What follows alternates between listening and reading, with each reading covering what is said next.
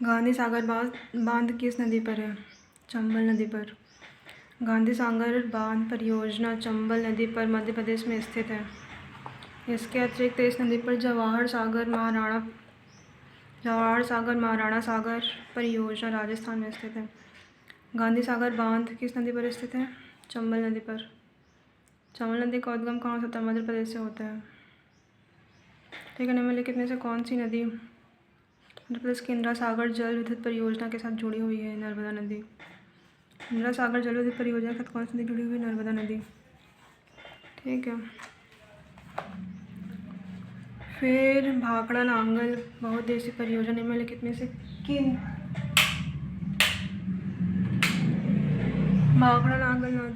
भाखड़ा नांगल बहुउद्देशीय परियोजना निम्न में से किस राज्यों का एक संयुक्त उपक्रम है?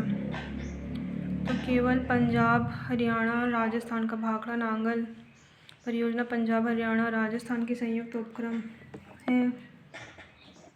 भाखड़ा नांगल परियोजना पंजाब, हरियाणा और राजस्थान में संयुक्त उपक्रम की बांध परियोजना है। इसका निर्माण सतलज नदी पर हुआ है। किस पर हुआ? सतलज नदी पर। पंजाब कहाँ है? पंजाब ऐसा बनाते हैं हम लोग, तो यहाँ पे पंजाब है, फिर यहाँ पे है हरियाणा और यहाँ पे है राजस्थान। तो इन तीनों पर हुआ है भाखड़ा नांगल बहुउद्देशीय परियोजना का निर्माण। उसके बाद फिर भाखड़ा नांगल बांध किस नदी पर बनाया गया है? सतलज नदी पर। सिंधु बांध किससे बनाया गया है? सिंधु बांध जम्मू एंड कश्मीर में सिंधु बांध पर कौन सी परियोजना है? सूखा जल और नींबू बांझू। झेलम पर क्या है? तुलबुल और कृष्ण गंगा परियोजना है। उसके बाद चिनाब में सलाल दुलहस्ती परियोजना।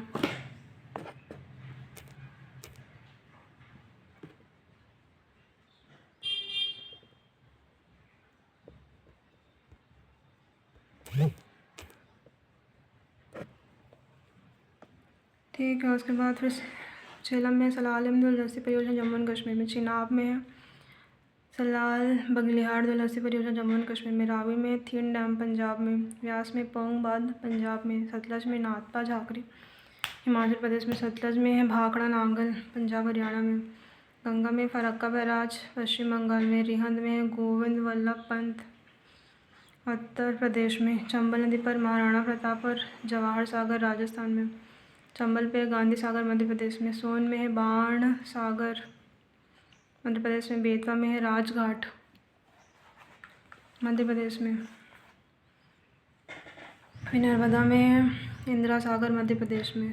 नर्मदा में सरदार सरोवर गुजरात में। नर्मदा में दो है, एक इंदिरा सागर है और दूसरा सरदार सरोवर। इंदिरा मध्य प्रदेश में है और सरदार लोग कहाँ के रहते हैं? रात में निकलते हैं, तो गुजरात। कृष्णा में है नागार्जुन सागर आंध्र प्रदेश में। अलमाटी भी आंध्र प्रदेश में। कावेरी में मैट्टूर। जो झेलम में तुलबुल और किशनगंगा जम्मू एंड कश्मीर में है। सलाल बगलिहार दुलहस्ती चिनाब में भी जम्मू एंड कश्मीर में। फिर रावी में थीन डैम। पंजाब के लोग स्लिम रहते हैं, थीन रहते हैं। व्यास में पोंग बांध पंजाब में। पोंग पंजाब। सतलज पे नाफ्ता झाकरी हिमाचल प्रदेश में है।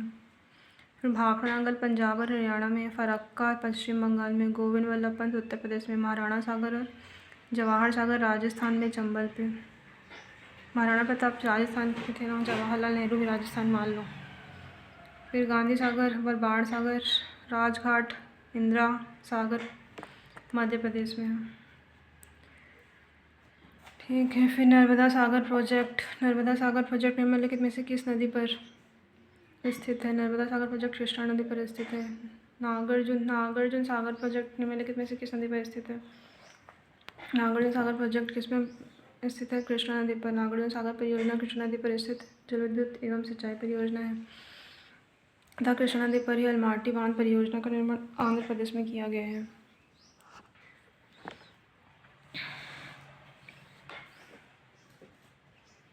अलमाटी बांध किस नदी पर? अलमाटी बांध कृष्णा नदी पर है। अलमाटी बांध कृष्णा नदी पर। कृष्णा नदी आंध्रा।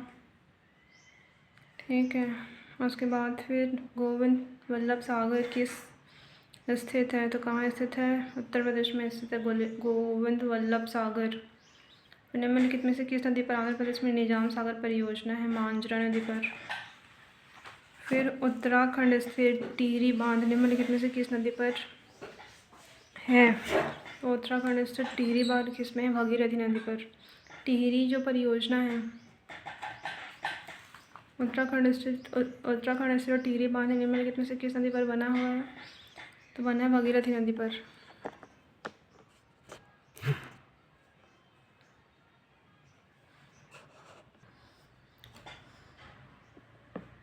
उत्तराखंड स्थित टिहरी बांध कहाँ पर बना हुआ है? किस नदी पर बना हुआ है? भागीरथी नदी पर। ठीक है। टिहरी परियोजना एक जल विद्युत परियोजना है। इसका निर्माण भागीरथी एवं बिलांगना नदी पर उत्तराखंड में किया गया है। यह बांध पत्थर से निर्मित ऊंचा 261 मीटर का भूकंपरोधी बांध है, जो रूस के सहयोग से निर्मित है। निम्नलिखित में से कौन सी भारत की सबसे बड़ी सिंचाई परियोजना है? इंदिरा गांधी।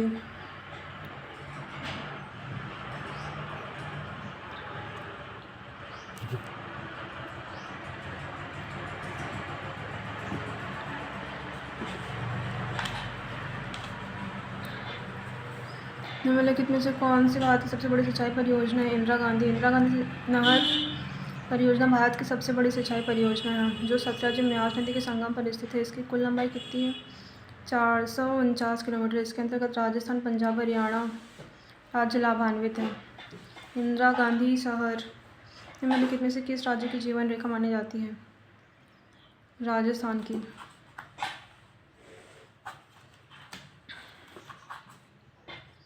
भारत की प्रथम बहुउद्देशीय नदी घाटी परियोजना का निर्माण किस नदी पर किया गया? दामोदर नदी पर। भारत की प्रथम बहुउद्देशीय नदी घाटी परियोजना दामोदर नदी परियोजना है, जो कि दामोदर नदी पर किया गया। इसका निर्माण 1948 में किया गया था तथा इस परियोजना के अंतर्गत झारखंड एवं पश्चिम बंगाल लाभान्वित राज्य है। इंदिरा सागर बांध किस नदी पर बना हुआ? नर्मदा नदी पर। उसके बाद फिर सूची 1 एवं सूची 2 को सम्मिलित कीजिए। रिहंद नदी उत्तर प्रदेश में, उकाई परियोजना गुजरात में, हीराकुंड कहाँ है? उड़ीसा में, और कोयना कहाँ है? महाराष्ट्र में। रिहंद नदी में क्या है? उकाई। रिहंद नदी उत्तर प्रदेश में है, उकाई गुजरात में है, हीराकुंड उड़ीसा में, कोयना महाराष्ट्र में।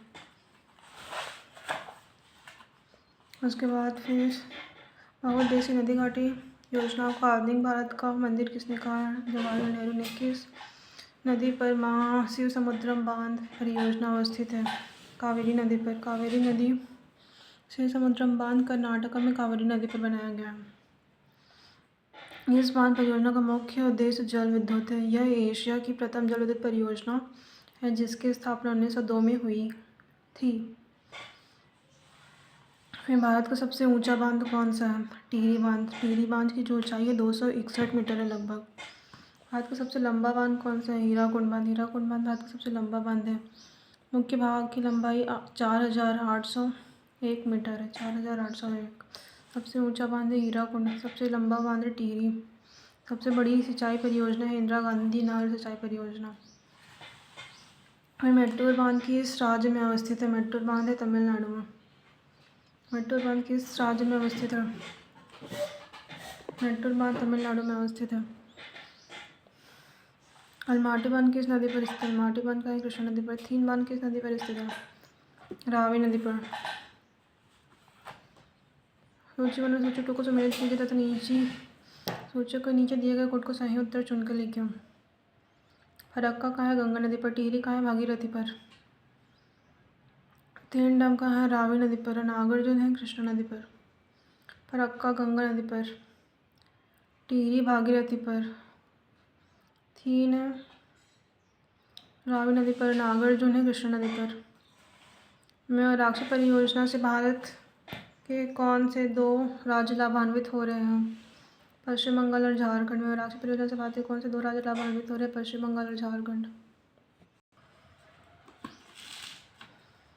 तुंगभद्रा बांध कहाँ है? कर्नाटका में। लोअर भवानी बांध कहाँ है? तमिलनाडु में। तुंगभद्रा बांध कहाँ है? कर्नाटका में। लोअर भवानी कहाँ है? तमिलनाडु में। इडुक्की कहाँ है? केरला में। और नागार्जुन सागर कहाँ है? आंध्र प्रदेश में। उसके बाद तुलबुल परियोजना किस नदी से संबंधित है? तुलबुल परियोजना संबंधित है झेलम नदी से। तुलबुल परियोजना किस नदी से संबंधित है? झेलम नदी से। भाखड़ा नागल परियोजना किस नदी पर स्थित है? सतलज नदी पर। कागरापार परियोजना किस नदी से संबंधित है? ताप्ती। कागरापार परियोजना गुजरात पर ताप्ती नदी पर स्थित है। सरदार सरोवर बांध के शिलान्यास का पत्थर किसने कहा है? जवाहरलाल नेहरू ने। सरदार सरोवर जो बांध है के शिलान्यास का पत्थर किसने कहा है? जवाहरलाल नेहरू ने। फिर जायकवाड़ी बांध पर बना है गोदावरी नदी। जायकवाड़ी बांध खालिस्तान नदी पर बना है। जायकवाड़ी बांध खालिस्तान नदी पर बना है गोदावरी नदी पर। लखवार बांध का निर्माण किस नदी पर प्रस्तावित है? यमुना नदी पर। लखवार बांध उत्तराखंड के देहरादून जिले में है। लखवार बांध का निर्माण किस नदी पर प्रस्तावित है? लखवार बांध उत्तराखंड के देहरादून जिले में। उसके बाद फिर निम्नलिखित कथनों में से कौन सा एक सत्य नहीं है? सत्य नर्मदा अमरकंटक से निकलती है। निजाम सागर मांझरा नदी पर है। पेनगंगा गोदावरी की सहायक नदी पर है। इंदिरा गांधी नहर के व्यास एवं सतलज नदी के जल का उपयोग किया जाता है। इंदिरा गांधी जो नहर परियोजना व्यास एवं सतलज नदी के जल का प्रयोग किया जाता है। वे राणा सागर परियोजना कहाँ है? राणा प्रताप सागर परियोजना है एक पनबिजली संयंत्र। राणा प्रताप सागर परियोजना व्यास नदी पर है, हिमाचल प्रदेश पर।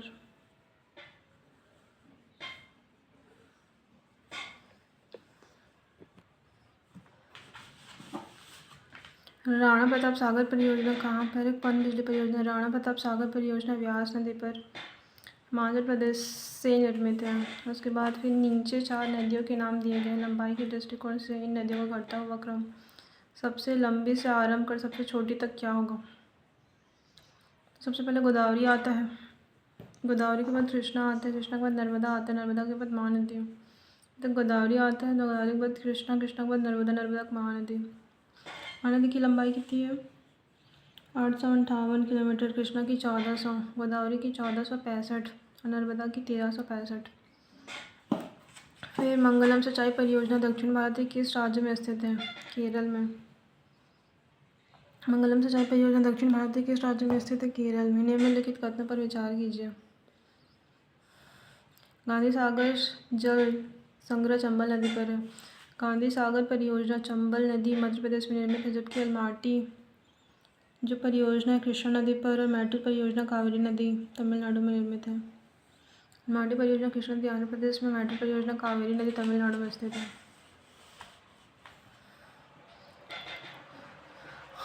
कीरू पनबिजली परियोजना किस नदी पर विकसित की गई है? चिनाब पर। कीरू पनबिजली परियोजना चिनाब नदी पर जम्मू एंड कश्मीर में स्थित है। कीरू पनबिजली परियोजना चिनाब नदी पर जम्मू एंड कश्मीर में स्थित है। यह रन ऑफ खेर के रूप में स्थापित की गई है। कीरू पनबिजली परियोजना कहाँ है? चिनाब नदी पर। उसके बाद सूची 1 और सूची 2 से मिलान कीजिए और सूची में दिए गए कुछ सही उत्तर का चयन कीजिए। सबसे पहले बरेली कहाँ है? रामगंगा नदी पर। जौनपुर गोमती नदी पर। श्रीरंगपट्टनम कावेरी नदी पर। और डिब्रूगढ़ कहाँ है? ब्रह्मपुत्र पर। हीराकुंड परियोजना कब बनाई गई? हीराकुंड परियोजना 1948 में। हीराकुंड परियोजना 1948 से बनाई गई है। महानदी पर निर्मित हीराकुंड परियोजना ओडिशा में स्थित भारत की सबसे लंबी जल परियोजना है। इसकी जल लंबाई है 25.8 किलोमीटर है। मुख्य बांध 4.8 किलोमीटर है। इसका आरंभ 1947 में हुआ। इसका संचालन 1957 में किया गया।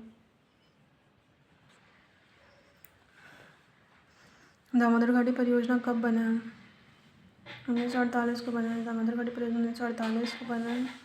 1948 के बाद पहली बहुउद्देशीय परियोजना दामोदर घाटी परियोजना नीसी नदी घाटी के तर्ज पर विकसित की गई। नीसी नदी घाटी।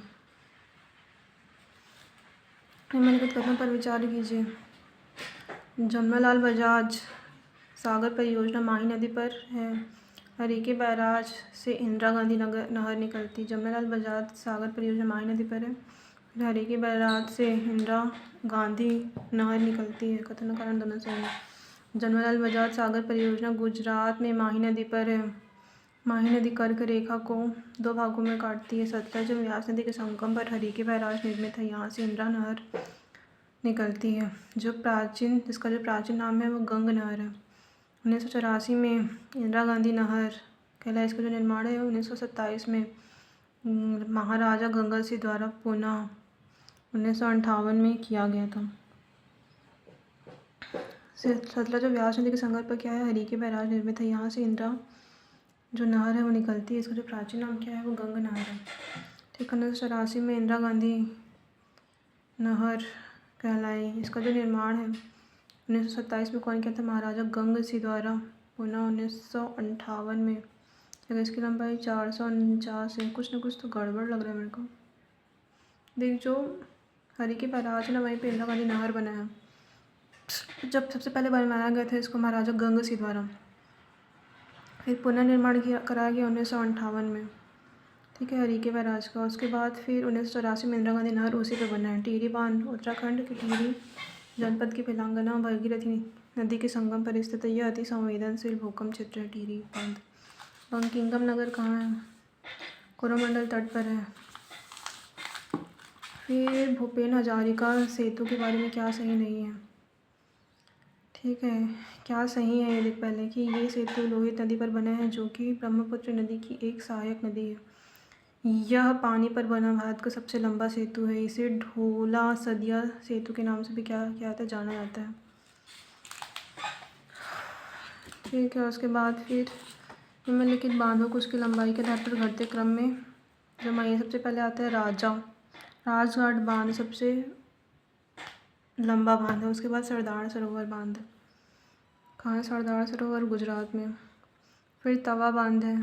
उसके बाद तुइरियाल बांध है। फिर इंदिरा सांगी बांध है। सबसे पहले राजा, फिर सरदार सरोवर, फिर तवा, तुइरियाल, फिर नर्मदा सागर। सरदार सरोवर डैम किस नदी पर है, नर्मदा नदी पर है, गुजरात में।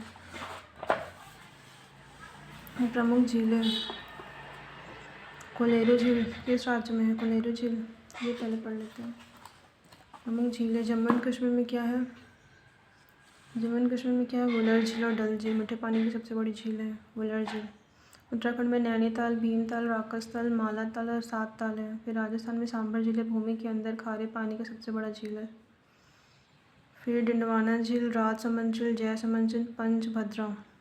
ओडिशा चिल्का झील है, खारे पानी का सबसे बड़ा लैगून झील है। फिर सिक्किम क्या है, ऊंचाई पर स्थित झील है।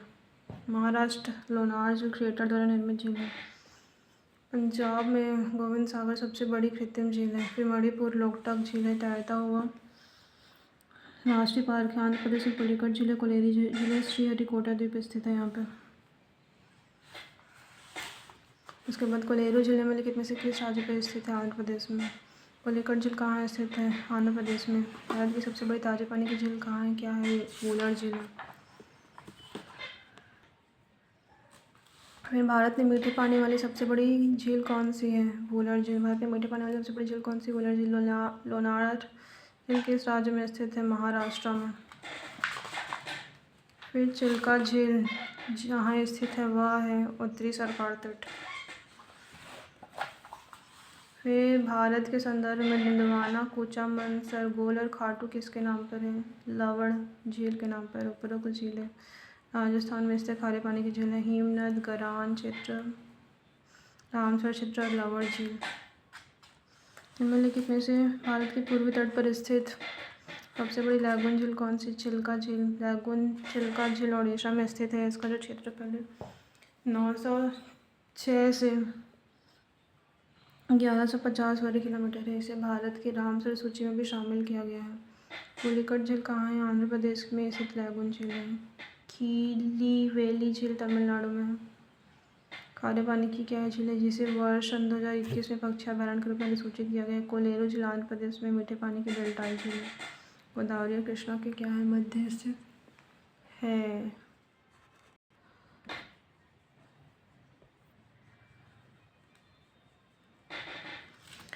जब भारत में निम्नलिखित में से किस मिट्टी का संबंध दक्कन सैलों से है, जंगली मिट्टी का संबंध किससे, दक्कन सैलों से है। निम्नलिखित राज्यों में किसके पास बहुत कम जलोढ़ मिट्टी का क्षेत्र है, मध्य प्रदेश के पास सबसे कम जलोढ़ मिट्टी का क्षेत्र है। फिर लैटेराइट मिट्टी के लिए अनुपयुक्त है, जिसका कारण है उच्च अम्लता। लैटेराइट मिट्टी किसी के लिए अनुपयुक्त है, जिसका कारण है क्या है, उच्च अम्लता, इसका कारण है। फिर भारतीय कृषि अनुसंधान परिषद के अनुसार भारत में कितने प्रकार की मिट्टियाँ पाई जाती हैं? 8 प्रकार की मिट्टी पाई जाती है। भारतीय कृषि अनुसंधान परिषद ICAR के अनुसार भारत में 8 प्रकार की मिट्टी पाई जाती है। जलोढ़ मिट्टी, लैटेराइट मिट्टी, काली मिट्टी, लाल पीली मिट्टी, बलुई मिट्टी, पर्वतीय मिट्टी, रेतीली मिट्टी और लवणीय मिट्टी। ICAR के हिसाब से भारत में 8 प्रकार की मिट्टी पाई जाती है। निम्नलिखित में से कौन सी मृदा का प्रकार लौह तत्व के अतिरेक से अनुर्वर हो जाता है?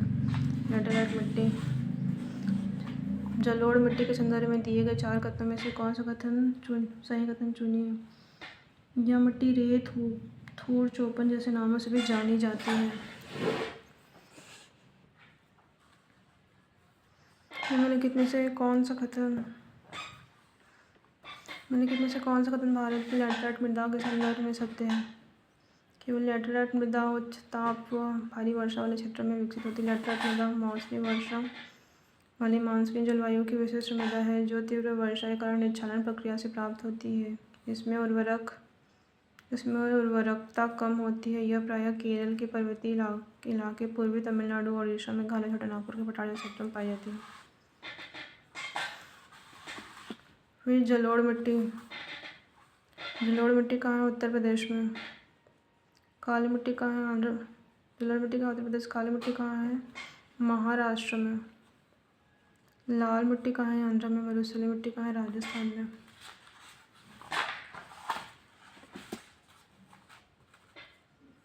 जलोढ़ मिट्टी कहाँ है? उत्तर प्रदेश में। काली मिट्टी महाराष्ट्र में। लाल मिट्टी आंध्र प्रदेश में। रेतीली मिट्टी राजस्थान में।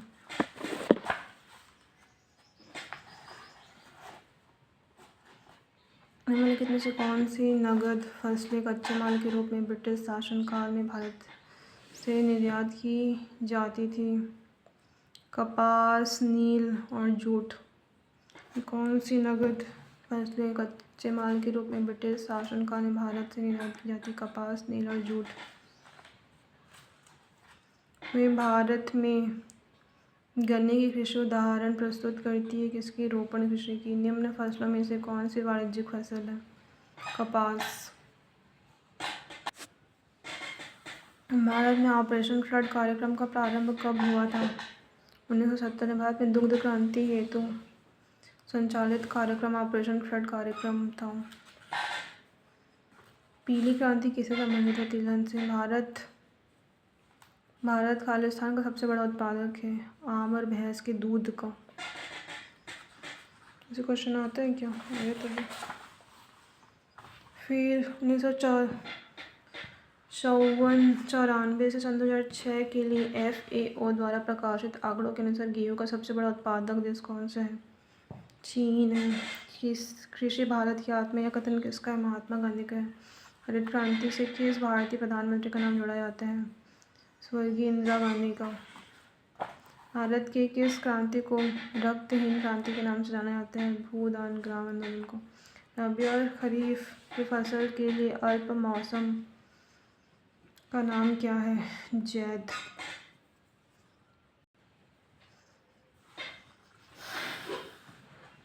भारत में कृषि जलवायु प्रदेशों की संख्या कितनी? 15। भारत में कृषि पारिस्थितिकी प्रदेशों की संख्या 20 है। कृषि जलवायु प्रदेशों की संख्या कितनी? 15। कृषि पारिस्थितिकी प्रदेशों की संख्या 20 है। फिर जूट की खेती के बारे में निम्नलिखित कथनों पर विचार कीजिए। जूट की फसल के लिए उच्च तापमान सहित आर्द्र जलवायु की जरूरत पड़ती है। भारत में जूट की खेती मुख्य रूप से देश के पूर्वी क्षेत्रों में सीमित है। भारत में जूट की फसल के लिए उच्च तापमान सहित आर्द्र जलवायु की जरूरत पड़ती है। भारत में जूट की खेती मुख्य रूप से देश के पूर्वी क्षेत्र में सीमित है, जबकि जूट एक खरीफ फसल है। वर्तमान में निम्नांकित में से किस स्रोत से देश में सर्वाधिक सिंचाई की जाती है? नलकूप से। अरहर की सबसे ज़्यादा पैदावार किस राज्य में होती है? महाराष्ट्र में। भारत विश्व का खालिस्तान सबसे बड़ा फसल उत्पादक देश है। दूसरा। भारत में संशोधित उपज जैसे BET कॉटन की खेती के लिए जेनेटिक इंजीनियरिंग अप्रूवल कमेटी की अनुमति आवश्यक है। यह कमेटी केंद्रीय मंत्रालय के अधीन है। पर्यावरण एवं वन मंत्रालय। आर्थिक उत्पादन आर्थिक सर्वेक्षण सन 2020-21 के अनुसार निम्न राज्यों को दूध उत्पादन के आधार पर घटते क्रम में समझा है? मध्य प्रदेश, गुजरात, पंजाब और Haryana. National dairy development board 1965 में गुजरात के आणंद शहर में स्थापित की गई वर्गीज कुरियन को भारत की श्वेत क्रांति का जनक कहा जाता है। भारत में दुग्ध क्रांति को ऑपरेशन फ्लड भी कहते हैं। राष्ट्रीय डेयरी अनुसंधान संस्थान हरियाणा के करनाल में है। कृषि जनगणना 2025-26 कौन सा सही है? तीनों सही हैं। लघु एवं सीमांत किसानों का 86.2% है, जबकि वे 43.3% फसल क्षेत्रों के मालिक हैं। राज्यवार किसानों की कुल संख्या के आधार पर महाराष्ट्र तीसरे स्थान पर है। राज्यवार कुल ज्योति भूमि क्षेत्रफल के आधार पर राजस्थान प्रथम स्थान पर है। उच्चतम लाभकारी मूल्य कितने से किस फसल दिया जाता है? गन्ना। उच्चतम लाभकारी मूल्य की घोषणा केंद्र सरकार के द्वारा की जाती है, जिसकी सिफारिश कृषि लागत एवं मूल्य आयोग के द्वारा की जाती है। आर्थिक मामलों की मंत्रिमंडल समिति की अध्यक्षता पर प्रधानमंत्री करता है। गन्ना आयोग के पुनर्गठन पर रंगराजन समिति ने रिपोर्ट प्रस्तुत की है। भारत में हरित क्रांति का आरंभ कब हुआ? 1965 से 70 में। 1966-67 में भारत में हरित क्रांति की शुरुआत हुई। इसे भारत के प्रारंभ करने का श्रेय बोरलॉग को जाता है तथा भारत में इसके जनक MS स्वामीनाथन को मानते हैं। जीरो बजट नेचुरल फार्मिंग की परिकल्पना किसने दी है? सुभाष पालेकर ने दी है। भारत धान की फसल के लिए सबसे अच्छा उर्वरक कौन सा है? अमोनियम सल्फेट NH4 धान की फसल के लिए सबसे अच्छा उर्वरक है। सुपर फॉस्फेट या फल और बीजों के विकास के लिए सहायक है। पोटेशियम नाइट्रेट की अनथी से सॉल्ट पिटर भी कहते हैं। यह शोरा नामक खनिज के रूप में मिलता है। यह नाइट्रोजन का प्राकृतिक ठोस स्रोत है। इसका प्रयोग बारूद बनाने में किया जाता है।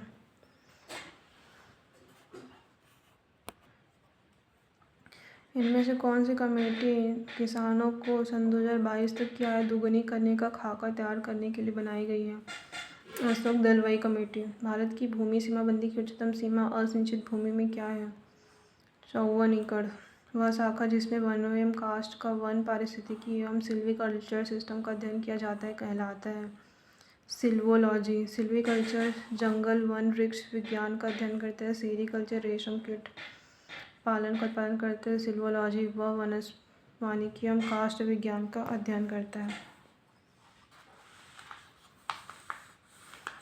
नीचे दो कथन दिए गए, जिसमें से एक को कथन एक दूसरे को कथन आर कहा जाता है। भारत के पश्चिमी घाट की तुलना में पूर्वी घाट में धान का उत्पादन अधिक होता है।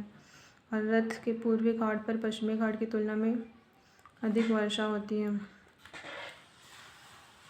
निम्न कॉफी उत्पादक क्षेत्रों में कौन सा कर्नाटक में नहीं है? पुलनेज नहीं है। चिकमंगलूर है, कुर्ग है, बाबा बुदान है। चिकमंगलूर है, कुर्ग है, बाबा बुदान है। जूट की खेती के बारे में निम्नलिखित कथनों पर विचार कीजिए। जूट की फसल के लिए उच्च तापमान सहित आर्द्र जलवायु की जरूरत पड़ती है। भारत में जूट की खेती मुख्य रूप से देश के पूर्वी क्षेत्र में सीमित है।